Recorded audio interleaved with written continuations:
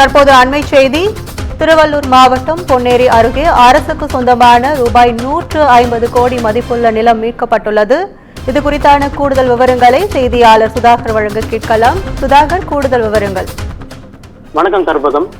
பொன்னேரி அடுத்த சோழவரம் அருகே ஒரக்காடு கிராமத்தில் அரசுக்கு சொந்தமான 14.5 ஏக்கர் கிராம நத்தம் இருந்து வந்திருக்கிறது. இந்த நிலத்தை தனியார் சோப்பு நிறுவனமானது ஆக்கிரமிக்கப்பட்டு கட்டிடங்கள் கட்டப்பட்டு 20 ஆண்டுகளுக்கு மேலாக போலி பட்டா மூலமாக ஆக்கிரமிக்கப்பட்டு வந்ததாகவும், இந்த நிலம் கடந்த 22ஆம் ஆண்டு வருவாய்த்துறை மூலமாக மீட்கப்பட்டு எச்சரிக்கை பலகையும் வைக்கப்பட்டிருக்கிறது. இந்த நிலையில் மீண்டும் அந்த நிலத்தில் தனியார் நிறுவனம் மீண்டும் ஆக்கிரமிப்பு செய்யப்பட்டு கட்டிடங்கள் கட்டியிருப்பதாக இது தொடர்பாக கிராம பொதுமக்கள் வருவாய்த்துறைக்கு புகார் மனு அளித்திருக்கிறார்கள்.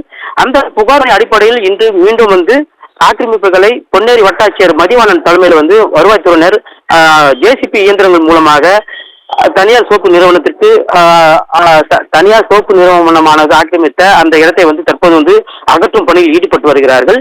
அரசுக்கு சொந்தமான 150 கோடி ரூபாய் மதிப்பிலான நிலத்தை வருவாய்த்துறை தற்போது மீட்டு நடவடிக்கை எடுத்திருக்கிறார்கள். கற்பகம்,